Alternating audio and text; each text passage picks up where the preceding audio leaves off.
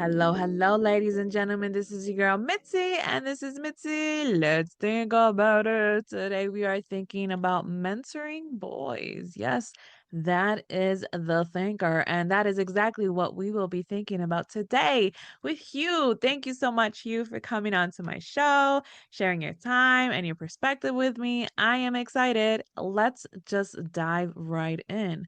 When you hear those words, mentoring boys, what does that make you think about? So I think where I've been coming with this, Mitzi, is the mentoring of boys without fathers. So uh, it's quite specific. So there are a lot of boys out there and girls, but the focus is on boys who don't Mhm. have a father, where the father has left the home on a relatively permanent basis from early in life. And in my case, my father died when I was one, and my mother was still pregnant with my brother. So he's a boy without a father as well. So there's the two of us being brought up by our mother, who I'll go on record as saying is that she's still alive. So I've got to keep saying she's 94, but is a very good mother. Um, and gave us tremendous opportunities in life. But, even she said a mother can't make up for the lack of a father. And so there's always something missing. And I think that as I've come to learn more about myself, my life journey, where I've got to, I've wanted to help on a bigger basis, Yeah, uh, provide some support for kids, particularly boys, who haven't had a father. Uh,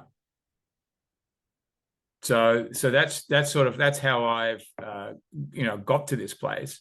Um, yeah, and I think that it's a societal, Mitzi, it's a society issue that needs to be understood better.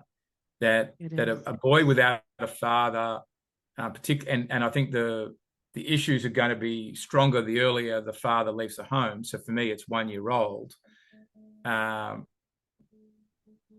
through passing away, is potentially you can be more aggressive in your temperament, Yeah, which can build up and lead into problems when you get to 10 and 12. You start associating with the wrong people, you start doing the wrong things, and the and mhm, the and the it could lead going to jail.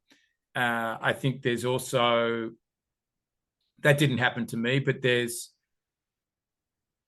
also issues like literacy, so finding it more difficult to learn.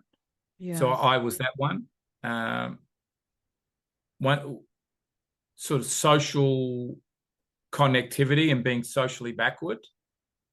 yeah, And in fact, my when I was about three, my mother had taken me to kindergarten, and so my father had died, say 18 months before or something like that. And the kindergarten teacher asked her after a couple of sessions, has huge suffered a trauma? mhm, And she said, well, his father died. mhm. And I think this is this is what a lot of people aren't realizing, is that the loss of a parent Yeah, is a trauma. it is. And so, being a boy without a father is a trauma, whether it's for me or whether it's for the many others that are out there in society. And how do we help people go past that trauma and be not a victim, be the victor? Exactly. And I love that interpretation. And I'm glad that you made that very specific about mentoring boys without a father because it is very specific. It is something that people don't really talk about or they don't like to discuss openly. We know this is very common to just know that it happens where men end up dying and leaving children behind. They go off to war. They're not around the family and they still are not around and the mother has to take care of the child or they just end up leaving for them mean, some people just Well, decide they they don't just want to. abandon the Yeah. household. Yeah, and they had Yeah. just abandoned the household. I mean, every scenario is quietly different, but the same thing, and is the end result is the sons are left without a father. And I agree, it does take a toll on someone's mind, body, soul, spirit, energy, everything, where you don't even realize it's affecting the child, because you were 1 years old. Goodness gracious, 1 years old.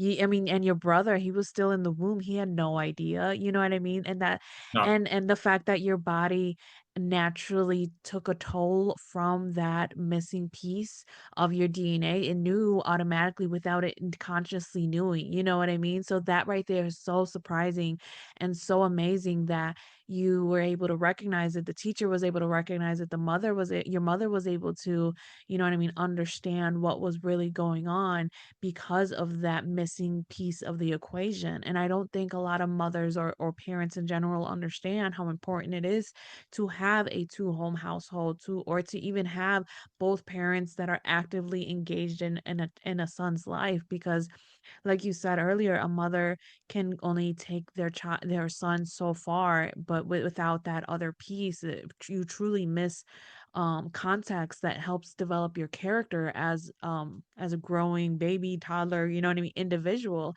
So for you, how did you learn to evolve in a way that helped you be a better man? Yeah, I think the first thing is that when I was 9, my mother sent me to boarding school because she realized that this was an issue, and so she sent me when I was 9. My brother went the next year when he was 9, and even though that was a sacrifice for her in not having us at home every day and really only could see us on 2/3 of the weekends that we were there in a school term. Yeah. Uh, and obviously there's the school holidays, you're at home, but it limited her contact with us, but she felt we needed to be in a more male orientated environment to get some of that character development, boundaries, learn to be there a little bit in the tougher world, and the type of we probably would have gone to that school anyway if my father had been alive because he went there, but she made the conscious attempt, and she had been to boarding school herself in England, but it made the uh, but I think that it would have been an easy choice for her being a widow to say, I want my kids at home, right? Um, as opposed to sending them to boarding school. Now, even at 9 years old, you don't completely know whether your kids are going to be able to handle it or not. But as I've said to her, I think you made the right decision, even though maybe I didn't love all of it. What would you can reflect on what would happen if I'd been at a day school, right? But Yeah. the fact is, I didn't, and I'm doing okay today. And I think that for me, I was more the shy, introverted type. It took longer to develop. And when my Hmm. stepfather came along when I was 16 and 2 years before I finished school, he started to provide a bit more of that manly influence, a bit more guidance.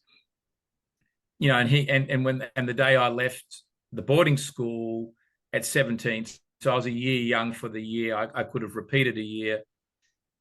Uh, he I loved body surfing, so he dropped me off at the Surf Lifesaving Club, and I learned to become a surf lifesaver. And I hung out on the beach all summer, That's awesome. because there's nothing to do for about 4 months till you start college.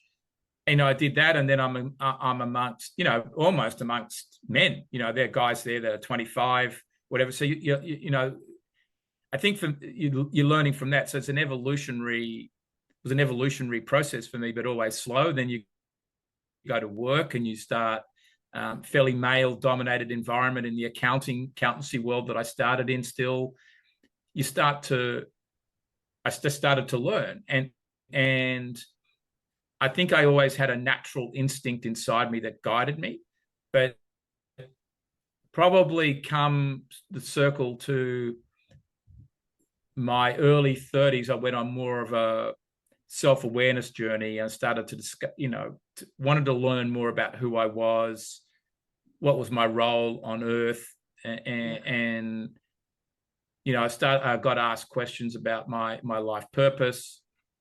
Things started to come out from that, from this, as you said, the subconscious. Hmm. And so I've taken myself on as I've been sort of going on my business career and life career, I've taken myself on a fairly hardcore learning journey. And you know, I've always come back to how can I help other kids Yeah. become aware of themselves, get guidance on what career they should have, how they should, if you want to call it act, behave, how they stand up, Yeah. find their identity. Because I didn't have the direct help on that. My stepfather provided some help, but it probably some of that would have been needed earlier. I think Yeah. would have been better. And even your stepfather's not your father, but nevertheless, he was helpful. So that's how some of that came for me. Uh, Yeah, yeah, I like that. I like the fact that you are able to see how maybe not in the moment when you were sent off to boarding school that it was going to have all of these positive effects in your life later on in life. It, I had no idea. I it just, as far as I knew, I was going there because my father went there, and it was time to be pushed out of the house. Essentially, not even even though I don't think I even thought of it like that. I just thought, okay, this is the next step in schooling, and it yeah. was as simple as that. It wasn't a discussion whether I was going. I was booked in, right? Right, exactly. You were just like, boop, here's what it is, and that's what you're gonna do, so you didn't even realize what was what until you were in it, and then you were able to reflect back and have that moment of like, consideration, appreciation, and even gratitude because it brought you something. It brought you a different type of understanding, a different type of perspective. Now you got to see other boys your age and how they act and how it's like observational learning. That's a common thing in psychology. What is the first thing that what humans do? We observe through learning. So as you were Yeah, in that position, that's what you were instinctively doing. You were learning, you were observing, you were trying to see what is what and how to perform in a way that is correct for who you are as a boy. And I think that's one thing that all human beings are trying to do is just trying to understand who they are as a boy. So even if a female doesn't have the mother, they have that instinctual, what do I do as a woman? And as a man, as a boy, you're going to have that instinctual perception of what do I do as a man? And the fact that you got your stepfather later on in life, I mean, it's true what you said. Like he would have probably been more useful if he was there earlier, not so later on in your life because the effects of it would have been differently, but at least what when he was there and when he did make an impact, it just shows that you were still able to get something from that. And it still holds value, especially for the men who are stepfathers and don't know their place and don't know exactly how to maneuver through their stepson. You know what I mean? At least that gives them an understanding that at least you do the right thing and try for the best for that boy, that one day they'll be able to see value in your presence and know that you did the best that you could in what you were and what you are. So I think that that really brings so much value in this conversation. So I guess I have to ask you, what are other ways that can truly help mentor boys without fathers? I think the first thing, obviously, is having some level of male influence, and certainly the person being genuine in who they are and the way, and authentic in the way they operate to help with boundary setting, role modeling. I think that's the thing is seeing how others do life the right way, and know that that is authentic. Now, no one's perfect, but seeing it, life being led, life being done well, I think is something that's important. I think, the next part of what I do is, helping kids understand their talents, what their real strengths are, and how can they go and use those in the world. How do they build an identity for Yeah. themselves? And in a way, build the grit and resilience to want to break out of perhaps the socio-economic zone they're in, Yeah. to go out there and do something great. And in a way, you've got to with some of this, you've got to look the tiger in the eye a bit and say, okay, I was dealt this hand. It wasn't in my control, because in Mhm. most cases it wasn't. Mhm. Um, but how's it an opportunity for me? Yeah. Of course, if you're 1 year old or you're 3 years old or 5 years old, you'd rather have your dad in the home. I think for most people, and if the person's, are drunk and physically abusive, then there are reasons not to have a father in the home. But even then, it's still a loss in some ways. But let's assume that you don't have those problems. I think it is at a certain point in your life, learning learning to have the courage to look at it in the eye and think, okay, what's the opportunity? Um, be appreciative of it, Yeah. and then go out there and do something with it, and maybe, in a way, honor honor your father, and I think your mother, Yeah. by making the most of your talents. I don't think there's any more one can ask, and that's not saying you have to go out there and be a billionaire. Yeah. Um, but it's just going out there and doing something meaningful and purposeful, and and not overly allowing it to hold you back. I think that it can hold you back, right? And I'm Yeah. sure it held me back. It's taken me time in a way to find my spot and flourish. Mhm. But is to, and we all have our. I think we all can have our day when things are gonna go well for you. But Yeah. this can't be made to be the excuse, right? Yeah. It should Exactly. be. It should, in a way, be seen as a catalyst, even Yeah. though it's not something you'd wish for.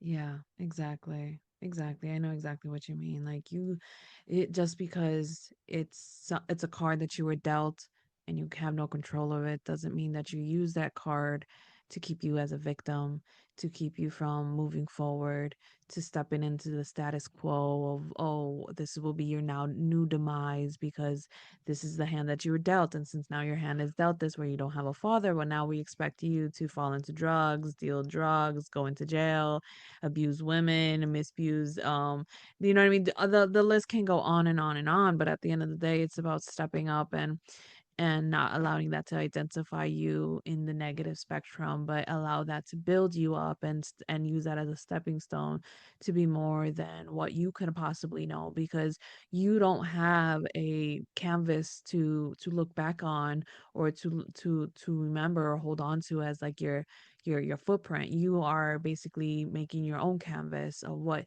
a man should be and how they should act and what they should be and move around and do all that extra, etc. But you can look at it and be proud knowing that you were able to create yourself by everything that you've seen and you thought that was good, because you get this discernment of what's good and what's bad. And if you put in those categories what is valuable and what's good and what's going to build you and contribute to the world, like you were saying, and just be a good human being, a good man, then you know what I mean, that's on the good end of the spectrum, and you can create that beautiful canvas of what it is. And then when you have children or when you're around other young men, you can show them what you've built. And you know what I mean? Like lead that as an example, kind of what you're Yep. doing. You know what I mean? So that they can be like, you know what, Hugh, he did not have a father, but he's still a good man. He still carries himself very well. He leads with proper like dignity. You know what I mean? And that's something to be proud about, and it sucks that time is catching up to us because there's so many different avenues that we can really keep going down on this, because I was just when you were talking, I was like, oh, like we could talk about this and this and this, trust me, we can go down this avenue for a long time. But what can be some lasting words that you can leave us off with to keep on thinking? Well, I think that, I'd say never be the victim, be the victor. I think that's the key message out of this.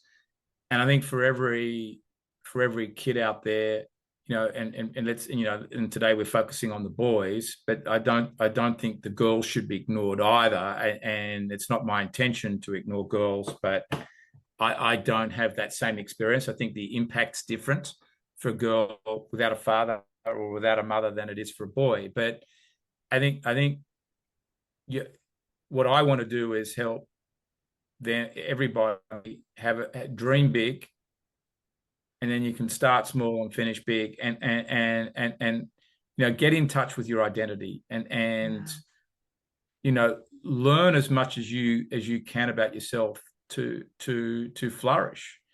Mm. um and I don't think it hurts to go and ask some other wise people what they've done in a particular situation, Yeah, exactly.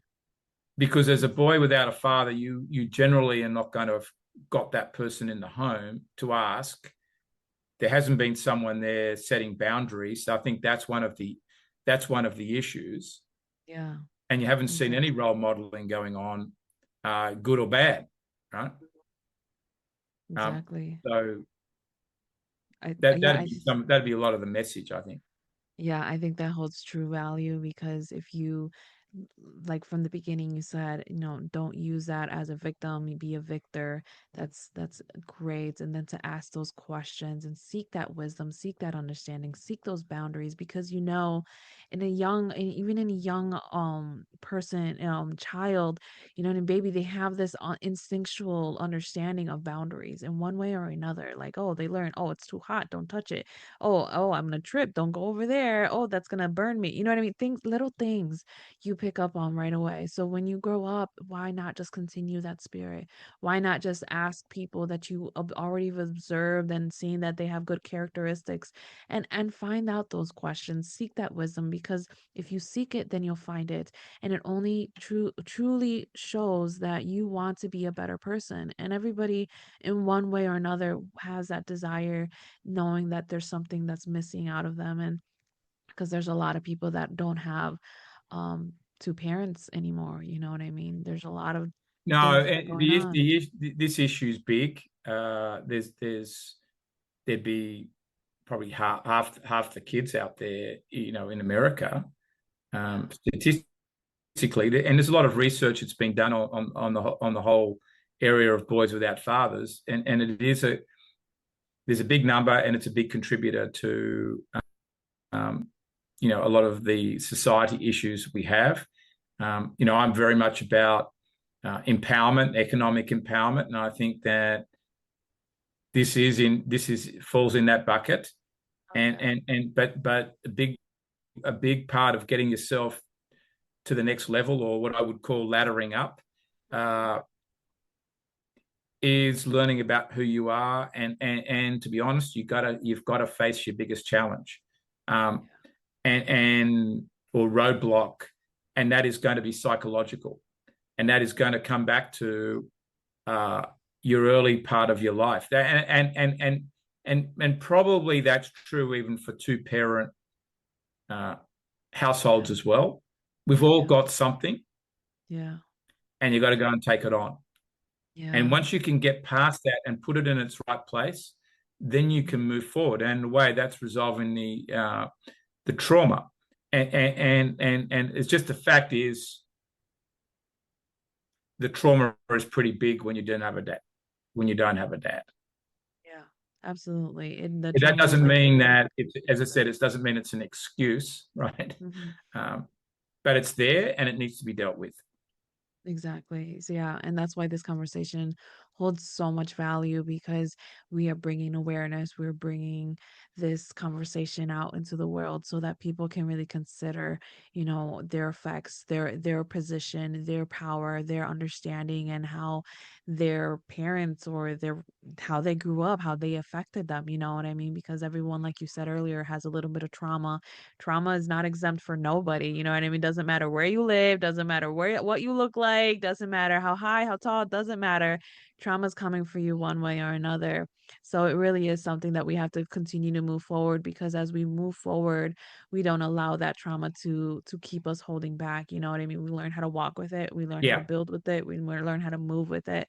So we really have to become victorious when it comes to acknowledging our trauma, because that's how you heal it. Because if you acknowledge it but don't do anything about it, or you don't move forward with it, then then you're just using that as a crutch, as an excuse. You know what I mean? And we have this opportunity to know better, so do better, and that's the great position that we are in. We are able to shift our perspective, because time cannot heal all wounds if you don't allow time to shift your perspective. And if you don't allow time to shift your perspective, it will not heal all wounds. So shift your perspective with time, allow your wounds to heal, acknowledge what's going on within yourself so that you can continue to move forward. And ladies and gentlemen, if you enjoyed this conversation as much as I did, because I truly did, please go check out Hugh. I have access to his website, access to all the greatness that he has to offer the world, so that you can continue on thinking. If you're listening in audio, if you're watching on YouTube, you can find access to his link. Goes boop right there, goes directly to it, so that you don't have to Google search, you don't have to look around. Don't worry, I got you, boo.